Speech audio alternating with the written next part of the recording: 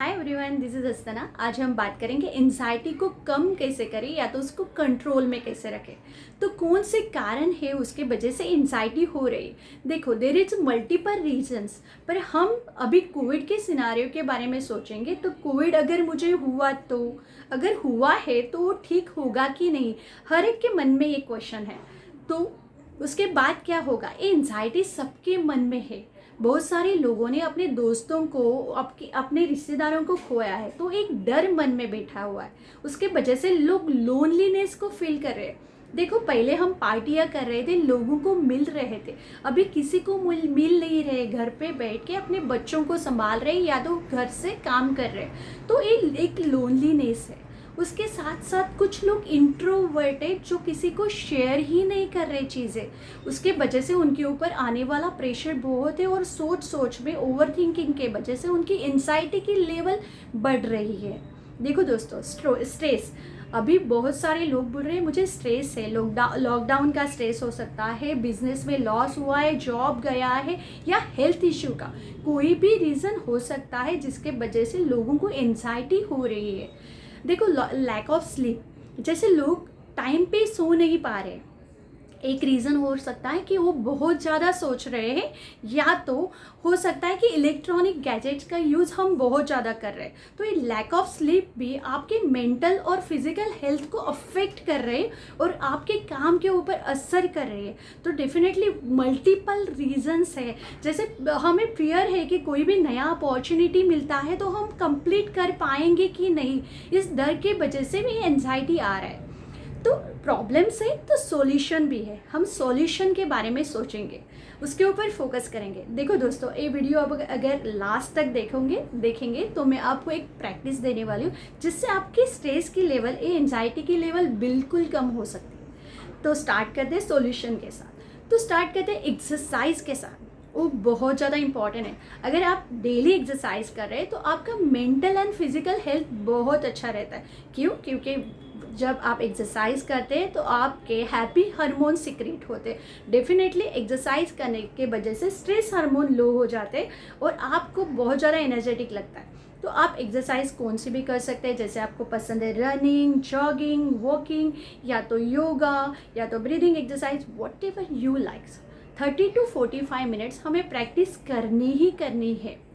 हमने बात की थी एडिक्वेट स्लीप की, तो हमें सोना बहुत ज़्यादा ज़रूरी है। अगर आप टाइम पे सोते हैं, टाइम पे उठते हैं, तो आपका वर्किंग पैटर्न बहुत अच्छा हो सकता है। अगर आप टाइम पे सो नहीं पा रहे तो आप स्ट्रेस का जो रिड्यूस करने के लिए आप स्लीप मेडिटेशन कर सकते हैं। आप स्लीप मेडिटेशन करके सो सकते हैं। इलेक्ट्रॉनिक गैजेट्स का यूज़ कम कर सकते हैं, उसको करना ही है कम अगर आपको सोना प्रॉपर है।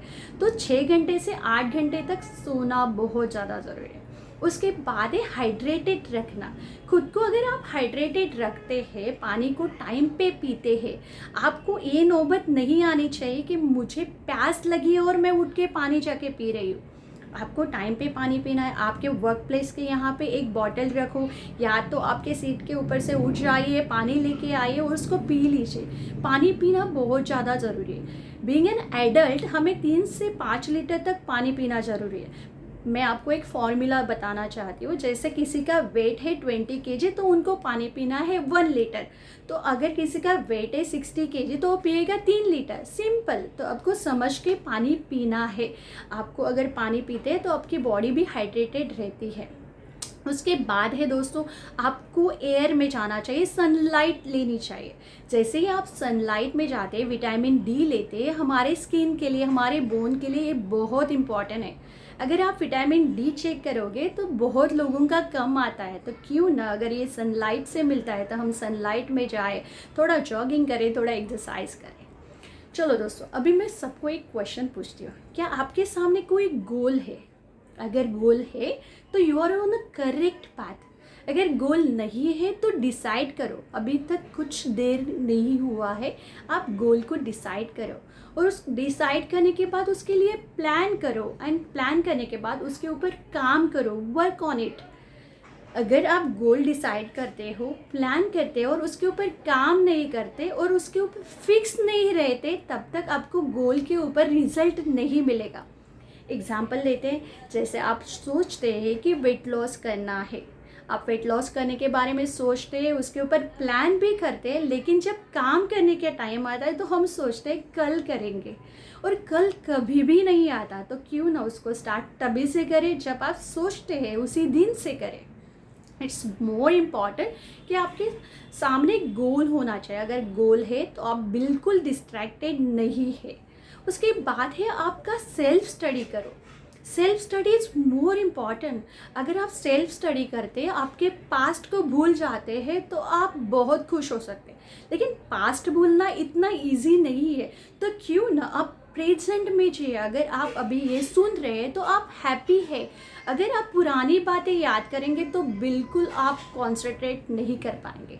आपका वर्क लाइफ बैलेंस करना बहुत ज़्यादा इम्पॉर्टेंट है, क्योंकि हमारा वर्कलोड इतना बढ़ चुका है कि हम मल्टीटास्किंग हो रहे, खुद के लिए टाइम ही नहीं दे पा रहे। तो work life balance is very very important. वो करिए। आपके अंदर क्या पोटेंशियल है वो देखिए। अभी बहुत सारे लोगों के जॉब गए, लेकिन कुछ लोग आर्ट या क्राफ्ट, ड्राइंग, पेंटिंग, राइटिंग, किसी में भी अच्छे हैं आप। उसको आप पहले सोच लीजिए, ढूंढ लीजिए आप में कौन सा क्वालिटी अच्छा है, और उसके ऊपर काम करिए। जब आप उसके ऊपर काम करोगे डेफिनेटली आपको रिजल्ट अच्छा मिलेगा, और डेफिनेटली आप ग्रो कर पाओगे। तो उस क्वालिटीज़ को ढूंढ लीजिए, उसके ऊपर काम करो। उसके बाद है ग्रैटिट्यूड प्रैक्टिस। ये बहुत ही ज़्यादा इम्पॉर्टेंट है। जब आप ग्रैटिट्यूड प्रैक्टिस करते आपको बहुत अच्छा रिजल्ट मिलता है। इट्स अ मैजिकल वे जो हैप्पीनेस आपके लाइफ में रख सकता है। तो ग्रैटिट्यूड प्रैक्टिस, तो रोज़ अगर ग्रैटिट्यूड प्रैक्टिस आप करते हैं तो डेफिनेटली आप ग्रेटफुल होते हैं। हर एक चीज़ के लिए आप ग्रेटफुल होना शुरू होते, तो हैप्पीनेस को अट्रैक्ट करते। कंपैरिजन ख़त्म हो जाती है अगर कंपैरिजन नहीं होती, क्योंकि आप ग्रेटफुल है। अगर कंपैरिजन करेंगे तो दुख को अट्रैक्ट करेंगे। इसको प्रमोशन मिला है, उसको इंक्रीमेंट मिला है, मुझे क्यों नहीं मिला। इसमें बहुत सारे दुख को हम अट्रैक्ट कर रहे हैं। मुझे लगता है हमें सोचना चाहिए कि ग्रेटफुल होना चाहिए। किसी और में जो क्वालिटीज़ है उसके लिए थैंकफुल होना है, उसको थैंक्स कहना है, उसको अप्रिशिएट करना है, तो हम उसको अट्रैक्ट कर पाएंगे। उस चीज़ों को हमारे ओर लेके आ सकते हैं हम। So be grateful, it's very very nice practice. So मैंने बताया था, मैं आपको एक प्रैक्टिस बताने वाली हूँ जिससे ये स्ट्रेस की लेवल बिल्कुल ख़त्म हो सकती है। वो है ग्रैटिट्यूड प्रैक्टिस, या ग्रैटिट्यूड जार को आपको यूज़ करना है। आपको एक जार लेना है, या ग्रैटिट्यूड डायरी लेनी है, ग्रैटिट्यूड बॉक्स लेना है।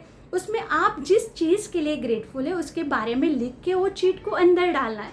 जैसे एग्जाम्पल, अगर मैं पैसों के लिए ग्रेटफुल हूँ तो मैं लिखूँगी, I am really grateful for all the money I have been given throughout my life. अगर मैं हेल्थ के लिए ग्रेटफुल होना चाहती हूँ, मैं लिखूँगी thank you for good health. तो आपके टर्म्स में आप जैसे चाहते हैं वैसे लिखिए, लेकिन ग्रेटफुल हो जाए। जैसे ही आपको लगता है आप कुछ स्ट्रेस में है, लोनली फील करें, इस चीट को बाहर निकालिए और पढ़िए। आपको समझ में आएगा आप कितने ग्रेटफुल हो, आपके पास सब कुछ है। तो उस समय से आपको बहुत अच्छा लगना शुरू हो जाएगा और आप बहुत अच्छा फील करोगे। तो प्लीज़ एक ग्रैटिट्यूड प्रैक्टिस की आपके लाइफ में यूज़ करो। It's very nice. मैं यूज़ करती हूँ, मुझे लगता है आप भी करोगे। लेकिन हर एक चीज़ के लिए फोकस करना जरूरी है। अगर फोकस करते हैं तो इंक्रीज़ होएगा। तो सॉल्यूशन के ऊपर कॉन्सेंट्रेट करो। अगर ये वीडियो अच्छा लगे तो please like, share and subscribe. Thank you very much.